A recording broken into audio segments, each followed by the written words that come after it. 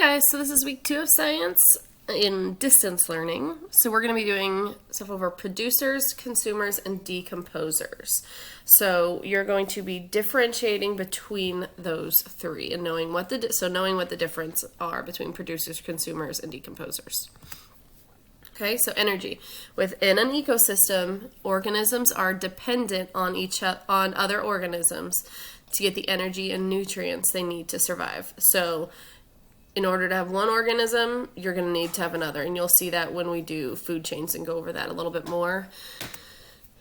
Producers. So producers use water, carbon dioxide, and sunlight to make their own food and food energy. So green plants are producers. They're the only living things that can make their own food. Now, I don't mean making their own food like going to the grocery store and then going in the kitchen and making your food. I mean, they use just water, carbon dioxide, and sunlight, and they give themselves their own food. They produce it on their own. They use the sun's energy to produce food energy, which they store in their cells.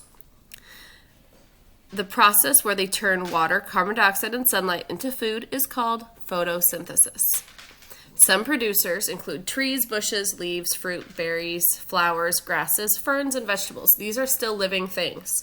Okay, if there's a green rock on the ground, that does not mean it's a producer. A rock is not a living thing. It still has to be a living thing. Consumers. A consumer is a living thing that eats or consumes other living things to get food energy. Consumers cannot make their own food. So not make their own food as in they can't just get it from the sunlight and water and carbon dioxide.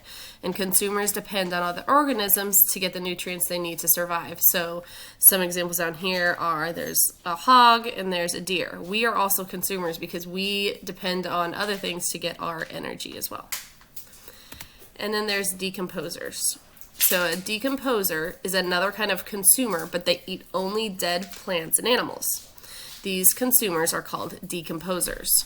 So decomposers break down the bodies of dead plants and animals and help the food energy inside the dead bodies get back into the soil, the water, and the air. Some decomposers include worms and mushrooms. Green plants use this energy that has been put back into the soil, the water, and the air to make more energy with the help of the sun. Okay, so we talked about the soil when we were going over soil and plants. You need those worms because they break down and help, they break down all the dead plants and animals and make the soil more rich in nutrients. That's how they're helping the producers. You're going to learn more about this. So after this video, where you clicked it in my slides, underneath it, it says click here for the book pages. You're going to read more on producers, consumers, and decomposers. It's going to give you more examples. After you finish reading that, then you're going to do the slide in the classwork tab page. Okay, you can use this video and the book pages to help you. You can reread them and go back as much as you want. Bye guys, miss you.